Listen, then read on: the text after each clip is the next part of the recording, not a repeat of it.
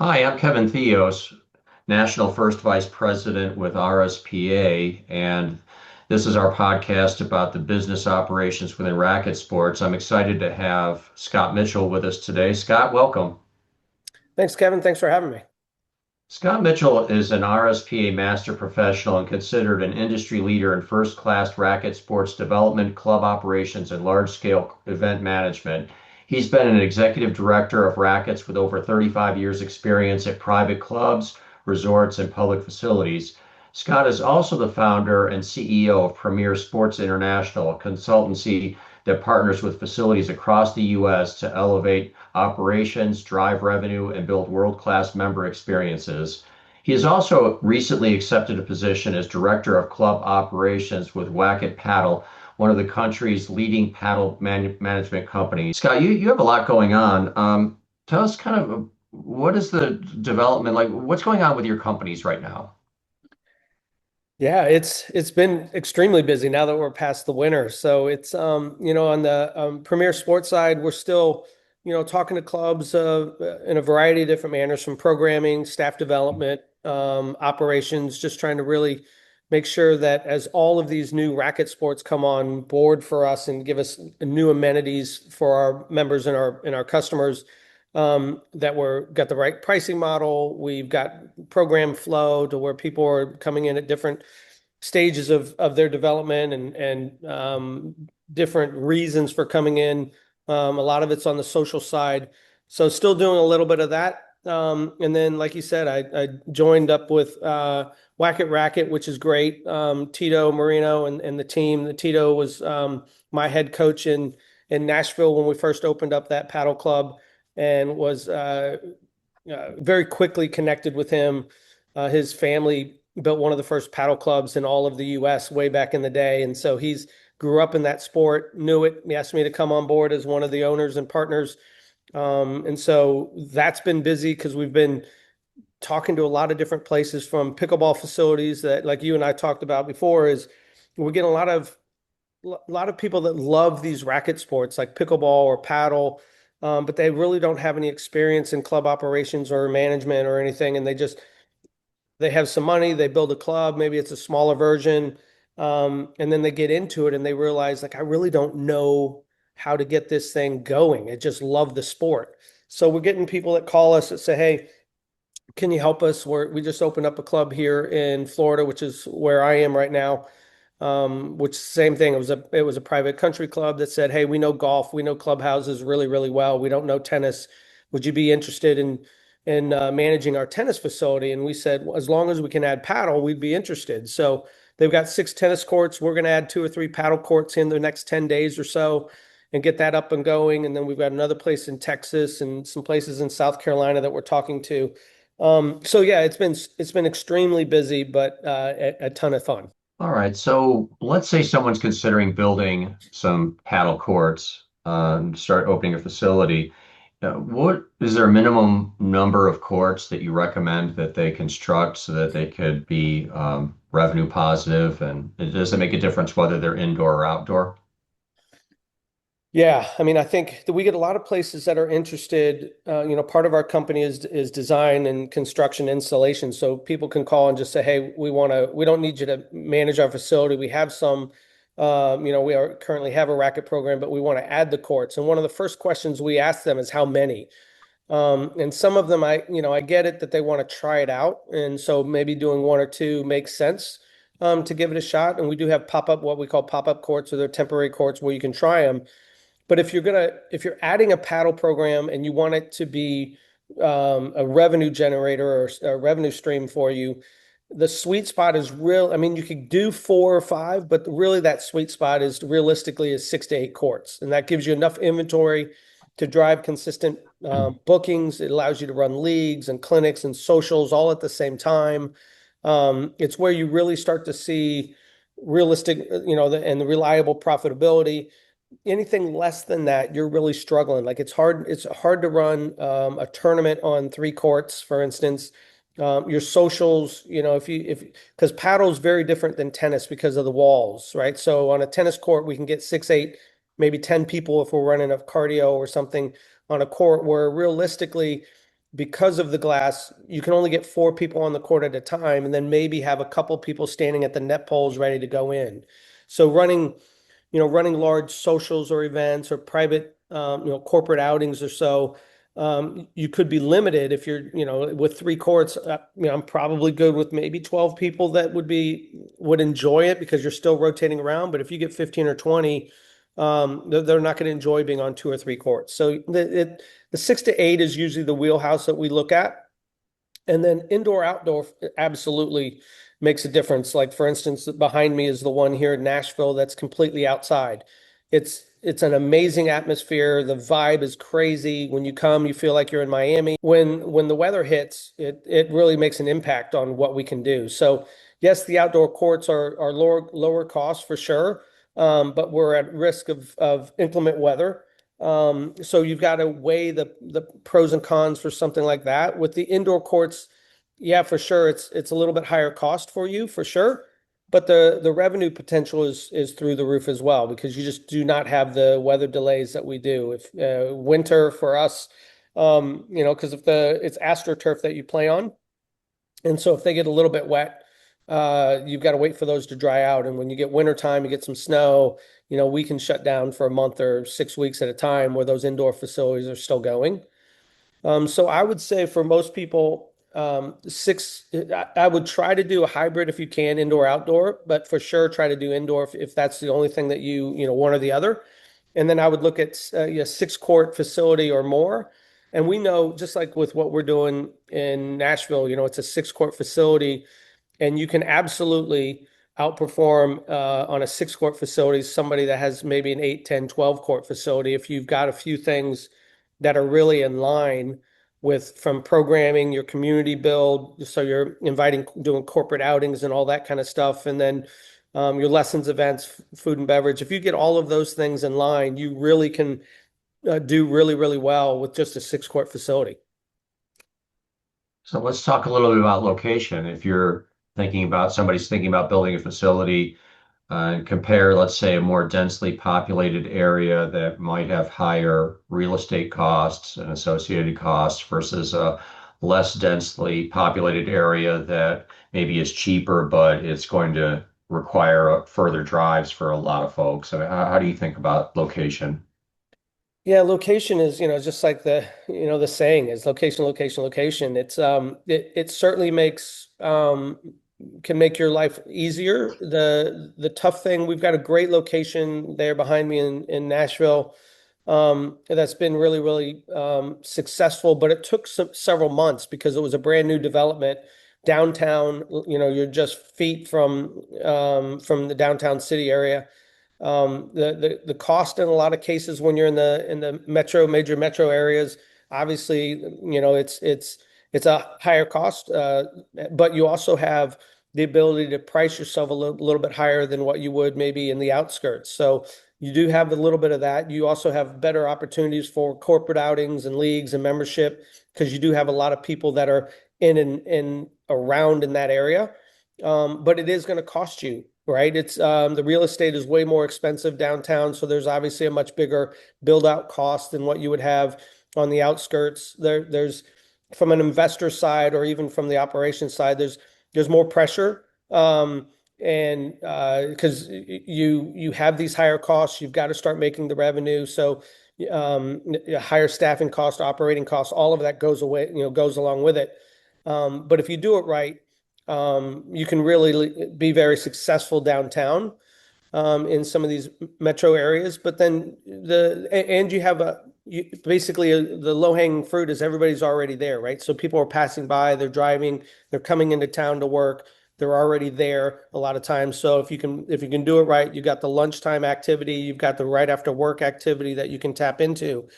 Where if you're in the suburbs, or like what we are here in Titusville on the Space Coast of Florida, um, much better when it comes to your lease or your property costs. Your overheads a lot of times a little bit better. Your ability to build out courts up front, obviously extra space, but also the cost is a little bit lower.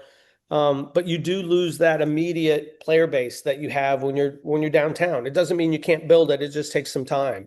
There's like we said, the lower cost, but there's also a slower ramp up to get to full utilization. And you want to try to get to that, you know, 40 to 60 pretty quickly and above. So it just takes a little bit of time. So there's a little bit of give and take. I wouldn't say those are right or wrong, but for us, this one here in Titusville, I think is going to be very, very successful. It's just going to take us a little bit longer than what it would be, over my shoulder there in Nashville.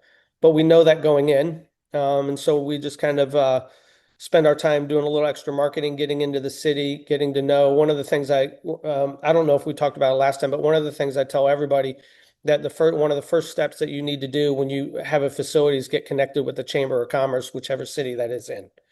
And that's where all your businesses, that's where you're going to get connected to try to do some fun events, bring them out, try to do some Chamber of Commerce events to bring everybody out. But yeah, that's what we look into right away is getting connected with the chamber to help us grow either in the city or in the suburbs.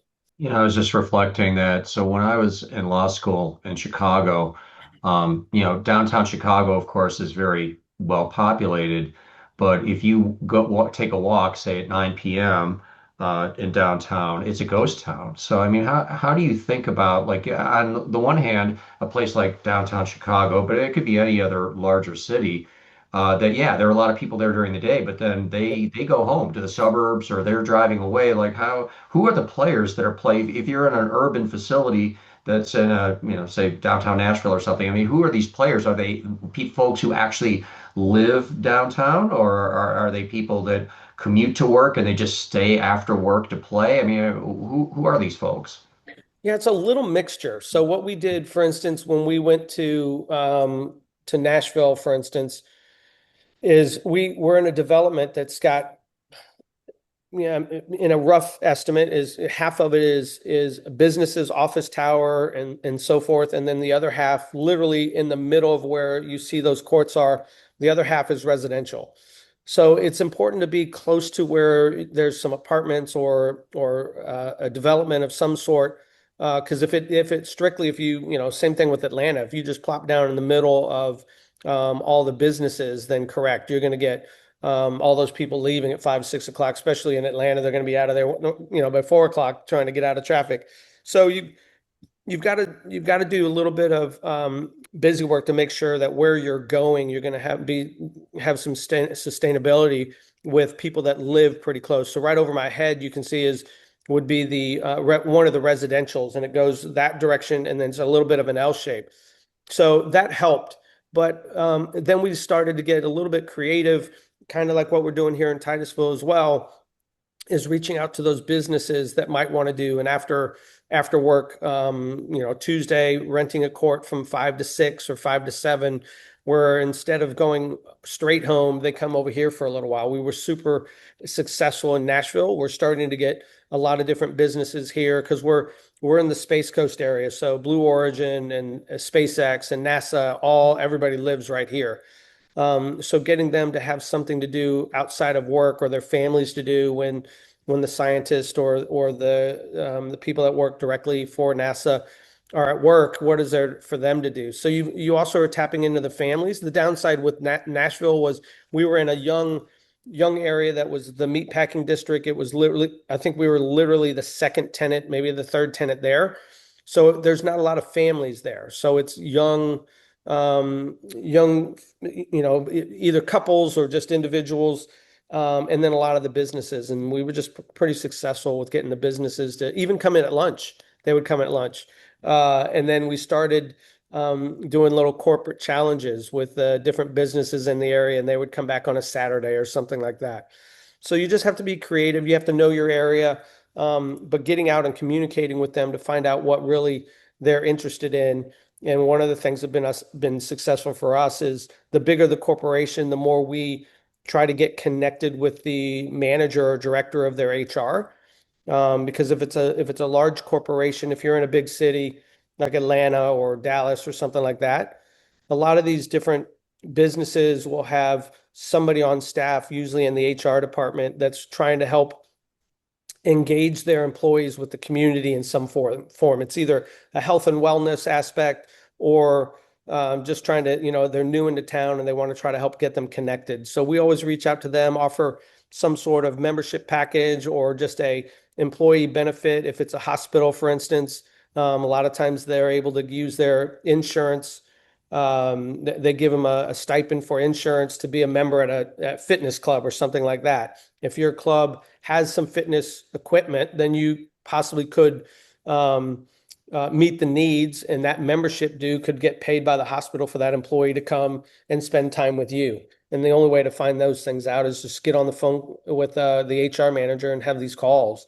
But we get a lot of that. We just we try to figure out, schools, businesses, and then those that are living in and around. Make sure you hit the apartment complexes as well. How do you think about proximity to other paddle clubs? I and I don't know if this is the right way to say it, but I think I enjoy competition, and especially in the paddle world. I think we need other clubs to be around, because they're only going to help us sell the sport, right? There's not enough people in this country yet that understand or know even what paddle is. So as long as they're not, right next door, like you go to Miami, it's like coffee shops are everywhere. For us, a healthy space between our club and another club would probably be maybe on the low end 15 to 20 minutes up to about 30 minutes, because that allows us to kind of share the marketing. That allows us, we're close enough that we can, send our members to them, maybe do a league or some sort where they come to us, we go to them.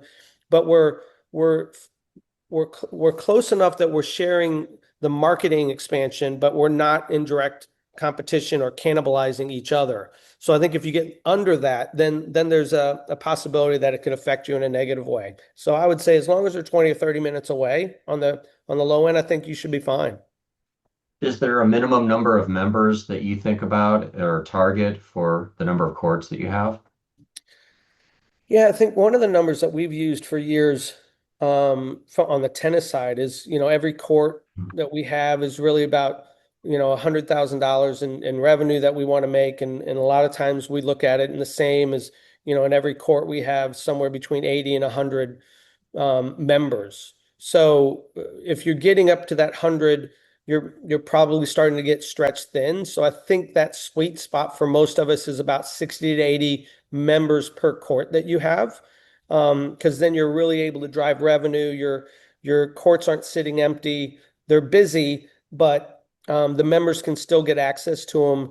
You can push it higher than that, but then you're also starting to get to the point where members are going to get frustrated because that Tuesday night that they used to be able to come to, they just can't anymore. So I know a lot of players and clubs want to really push it and get above that, but I would say that sweet spot for all of us is somewhere in that 60 to 80 per court.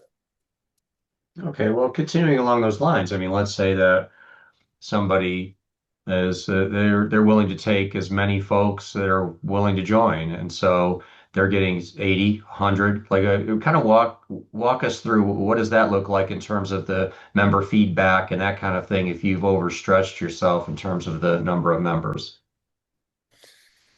Yeah, I mean, it's right now with most of the clubs that we've seen or been a part of, we're not closing it down to be a member only club. So we're doing a little bit of a hybrid. We still allow the non-members, but we start to add some of the extra benefits. Like in Nashville, we didn't necessarily implement them right away. So if you're a member, you get maybe 2 weeks out to book your courts, just very similar to what we would do, on the tennis side. But we didn't hold everybody to that at first.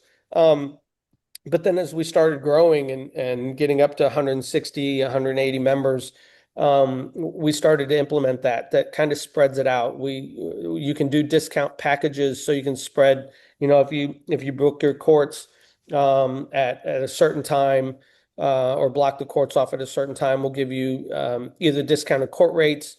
What we did, and not a lot of clubs are doing this, that I know of. I think a few of them are, but our membership was all inclusive. So if you're just booking courts, that was part of your membership package, or open plays. were part of your package. So you didn't pay extra for those. You paid for your lessons, your clinics, your socials, and that kind of thing. But a lot of the clubs, if you're still charging them on top of their membership for their court bookings, then look at giving discounted rates at certain times where it's a little bit slower and try to get players to spread out a little bit. But it's a tough one, but you have to make sure that you're staying on your numbers because you really don't want to get into the point where because then your membership drops quickly, right? So as soon as you and I were able to go out and play often, and now there's too many members at the club, they're going to leave, and it's going to be very hard to get them back if they leave. So you got to keep track of that as you go. So thinking of it in terms of a pie chart, what would be a healthy revenue mix, taking into consideration membership dues, court time, lessons, product, all of those things, tournaments. What is that just generally? What would that pie chart look like? It's a little bit all over the place right now in the paddle world, but with my background with coming from tennis and kind of transitioning it into the paddle world as well, I know we're a little bit behind when it comes to the membership dues, and a lot of places, just like where we came into Titusville, and their membership dues are really, really low for what we've got a six court clay court facility with two clubhouses and two racquetball courts, and they don't pay very much, and it's been that way for a long time. And when I look at that, I think, look, your membership dues is what should be covering your basic overhead, right? So the maintenance costs, the front desk staff, all of that kind of stuff, your bills. And so I know in a lot of cases, people are looking at, look, if membership dues are in that 20 to 30% range, then we're probably pretty good. I think it needs to be higher. I'm like the private club world, the membership dues are covering 80 to 100% of your operating costs, right? And that's what you want. You don't want to have to pull from your programming or your events to pay for your maintenance or pay for the front desk staff. You want that to come from your membership. So I'm one that thinks that should be much higher. You can probably look around or ask around, and I think what I've been hearing in the last several years is, people are looking at that 20 to 30% for membership dues. And again, I think that's too low. I think your court costs or your court bookings are in that 30 to 40%. But I think also I'm still in the firm belief that, look, your events and your programming, if you do those events, meaning like socials and your basic events, but also your corporate outings, and your corporate outings are an element that can bring you quite a bit of revenue, right? You can do a 2 3 hour facility hold for Pinnacle or somebody big like that brings over 30 or 40 employees or clients, and probably do $2,500 plus over that 3 hours, where you are booking the court for $80 an hour if you didn't do that. So you could, I think court bookings are 30 to 40%, but I also think that can go down if you really which is where we focus, is on our programming, because we can charge more, but we can also get more people out there, and then our events and tournaments. And that, I think, for us is more in that 30 to 40 range, and the court bookings kind of start going down. F&B can be up there, retail can be up there, but F&B maybe 5 to 10%, where retail 3 to 4%, maybe, depending again on your location and what you offer, maybe it's a little bit higher to 10%.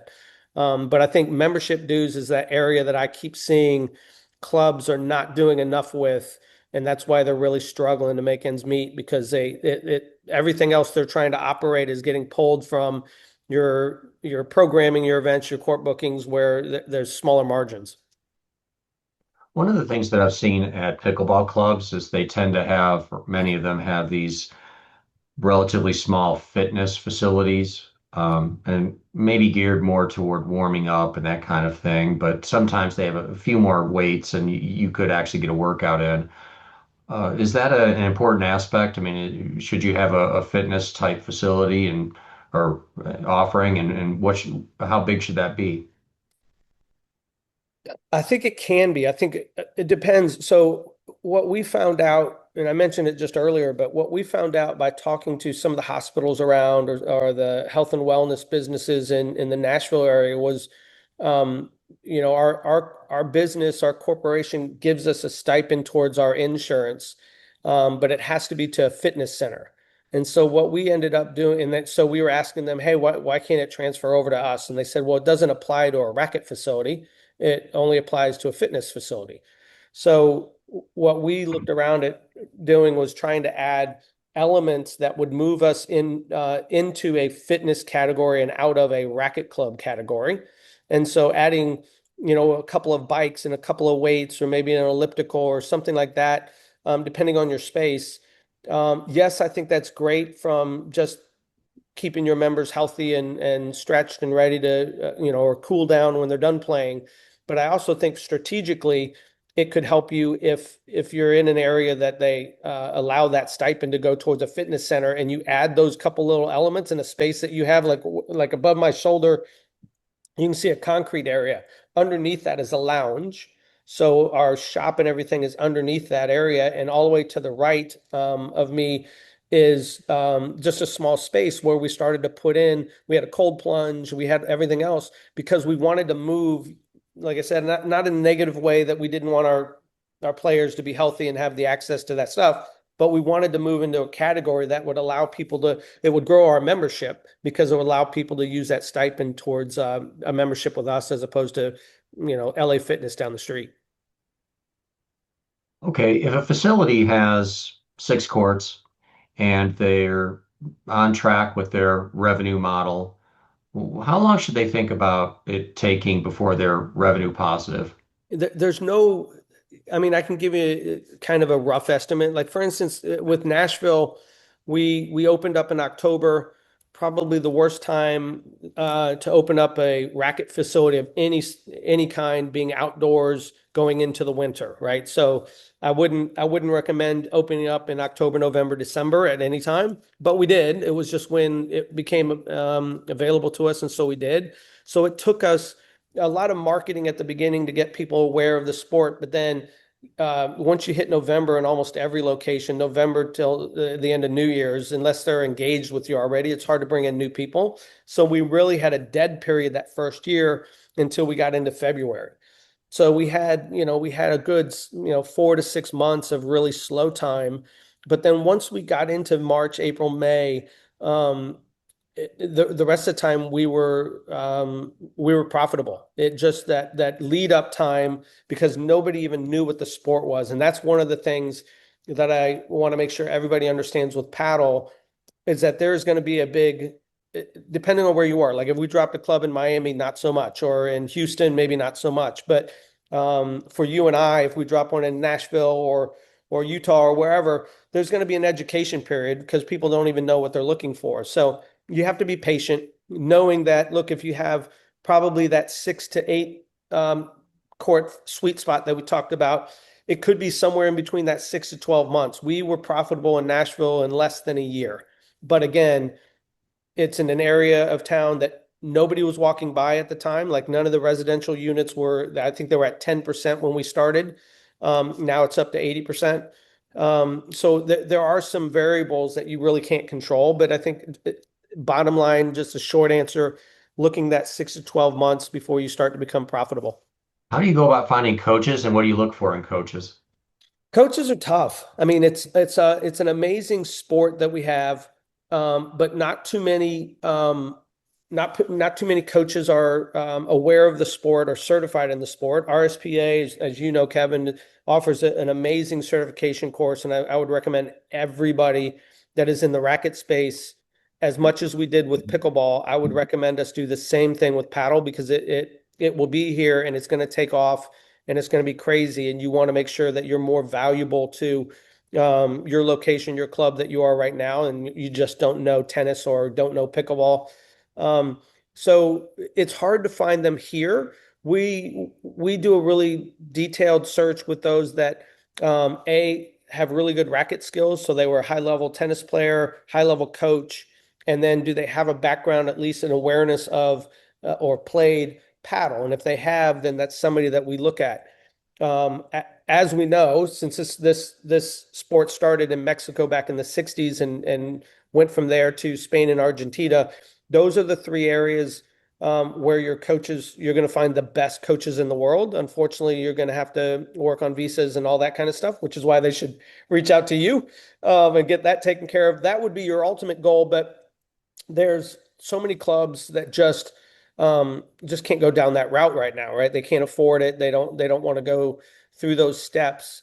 So it's a little tricky, but I would always recommend everybody first reach out to RSPA, go that route to see and Marcos and that group and find out who's a good paddle coach that's just newly certified or in the last couple of years and see if you can find somebody in that space first. And do you generally bring these people on as employees or independent contractors? I mean, what are your thoughts on the advantages or disadvantages of either one? I think there's pros and cons for both. I'm a big proponent of employees. I want people to come on board for a couple of reasons. A, because I want them to come on board and feel like they're literally a part of the team. And I think being an employee, they feel valued a little bit more than just being a contractor. It doesn't mean you have to offer all the benefits, but I mean obviously that's gonna, the clubs that do offer benefits, and I think most clubs should go that route, but they have a little bit of a leg up. But just knowing that they're an employee, that they're taken care of, that they're literally part of a team, I think is a big aspect of why I've leaned on that space. Contractors, I think, are great, but again, a lot of times they just don't feel like they're part of the team. They come and go when they want to, and I mean, there's some legal things that you have to look out for when trying to get contractors to be working at your facility and doing the programming when you need them to do it. And there's some fine lines with stuff like that. But we've always moved into the employee side of things and really kind of brought them on. And the second piece of that is we want people to come, especially here with Wakit Racket, is come on board because we want them to grow within the organization. And as we want to be the largest paddle provider in all of the US in the next 10 years, which means we're looking at 70 to 100 courts. We're looking at 20 plus clubs. We want somebody to come on board that can see that vision and then maybe move to a larger club, or we're going to eventually have regional managers that are overseeing areas of the country where we have a variety of clubs. So we want to hire people that also want to be part of this vision and stick with us through this cool little journey we're on. If someone watches this and they're already they're operating a club, and but they don't feel like they're maybe optimizing as much, let's say, revenue or participation or any of that. What are your? I know you have a consulting arm or business. I mean, what kind of services do you guys have that you can help club operators be more effective and profitable? Yeah, and so there's the paddle side, but then as you know, I mean, I've been in the tennis side of things forever through my entire career. So we can look at racket clubs as a whole, or we can just kind of look at even when I was at the Landings years and years ago, we put in pickleball courts way back then. That was 2013, 2014 in that range, and so I've been around and know the pickleball side of it too. And we'd be happy to talk to anybody. I think one of the things that we're really missing from the racket industry and something that pickleball started out doing really well, I think paddle will continue to do it really well, is the social aspect and the connection and building a community. Our Wakit Racket is, and one of the reasons I jumped on board is my feeling is, look, we're in the relationship building industry, and we just do it through the sports that we're associated with, right? Tennis or pickleball or paddle. And so we've got to spend time really trying to connect with people, build that social aspect. They can spend their money anywhere. Why would they spend it with us? So they've got to feel like they really belong where you are. We're seeing too many clubs, too many coaches really focusing on, Kevin, I want to make sure that you have the best serve or the best forehand or whatever it is. And I don't really get to know you. And those clubs that are being successful now are the ones that really they've trained their staff to not only know how to sell the membership or the racket in the shop or whatever, but they ask like, "Hey, Kevin, I just know I just reminded that you got back from your vacation. How was that? Or how are the kids?" Or like that kind of connection is what keeps people there, and that will also get them to tell that story of your club or that coach or whatever, which is what people are looking for now. They're not looking to just be a great tennis player, a great paddle player. They want to go someplace where they really feel like they can hang out and belong.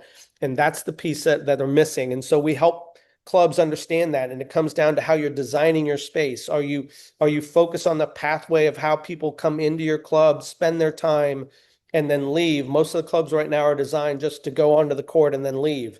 Do you really have that vision of how people spend their time? Do they have a place to hang out when they're off the court? Is F&B a part of it? All of that is stuff that we have years and years of experience with, getting eyeballs in a space and working with a club or a general manager to say, yeah, let's reimagine what this whole thing looked like. And those clubs that have reached out to us are actually doing really, really well, but it's a completely different focus for a lot. And I know a lot of people are focused on the bottom line, and we just try to sit there. Yes, that's important, but the reason that's being impacted negatively is because you've lost focus on all this other stuff. How can people find you? More than welcome to email me. You can email me at scott@wakitracket.com, or you can always email me at scott@premiersportinternational.com. Happy to talk and work through any issues and challenges that they have. How do you spell Wacket? WAKIT and RAKIT. Fantastic. Well, Scott, thanks again for your time today. Thanks, Kevin. I appreciate it, man.